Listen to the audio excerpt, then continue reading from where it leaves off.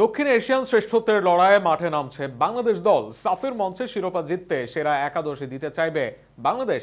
যে একাদশে হামজা ফারহানদের নিয়ে প্রতিরোধ করতে চাইবে বাংলাদেশ।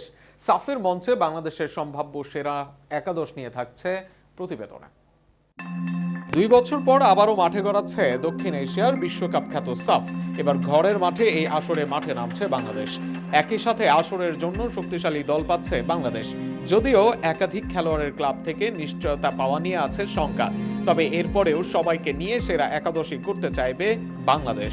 সেই একাদশে গোলবারে আসতে পারেন জিকো। এর আগে মিতুল মার্মা একাধিক সুযোগ পেয়েও নিজেকে প্রমাণে ব্যর্থ হয়েছেন, আর সেখানে নতুন কোচের অধীনে আনিসুর রহমান জিকোর ফেরা এখন সময়ের ব্যাপারই মাত্র। সেন্টার ব্যাক পজিশনে দেখা যাবে তপু বর্মন ও তারিক কাজী জুটি। তপু বর্মন সর্বশেষ ম্যাচেও গোল করেছেন দলের হয়ে। এছাড়া ডিফেন্সেও নিয়মিত দায়িত্ব পালন করে যাচ্ছেন তপু। অপরদিকে আগের মতো ফর্ম না থাকলেও এখনও দলের গুরুত্বপূর্ণ অংশ তারিক।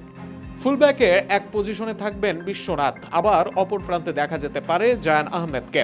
যদিও সাদউদ্দিন খেলে থাকেন ফুলব্যাকে, আছেন তার ভাই তাজউদ্দিনও। তবে এই দুয়ের চেয়ে জায়ান ও বিশ্বনাথই পেতে পারেন ফর্মের দিক থেকে অগ্রাধিকার। ডাবল পিভড মিডে জামাল ভুঁইয়া থাকবেন অ্যাঙ্কার ম্যান হিসেবে, আর সেক্ষেত্রে বক্স টু বক্সে ফ্রিডম পাবেন দলের সেরা তারকা হামজা চৌধুরী। ডিফেন্স সামলে দলের অ্যাটাকেও রাখতে পারবেন ভূমিকা।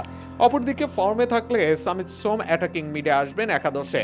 যদি আরও ওয়ার্ক রেট চান কোচ, তবে কাজিম শাহ, কিরামিনি বা সোহেল রানাকে দিতে পারেন সুযোগ।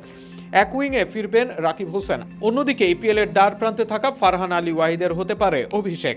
শোনা যাচ্ছে বাংলাদেশের হয়ে খেলতে বাধা নেই জায়ান হাকিমের। এই ত্রয়ী আক্রমণকে থাকলে ইতিহাসের সেরা আক্রমণ ভাগ হবে বাংলাদেশের। তবে জায়ান না থাকলেও রোনান বা ট্রেভরকে সুযোগ দিতে পারে বাফুফে। অপরদিকে মোরসালিনকে আনা যেতে পারে আক্রমণে। সব মিলিয়ে সাফে দুর্দান্ত একাদশী পাবে বাংলাদেশ, যদি সব খেলোয়াড়কে ক্লাব থেকে দেওয়া হয় অনাপত্তিপত্র। এবার দেখা যাক বড় তারকারা এই আসর মাতাতে আসেন কিনা।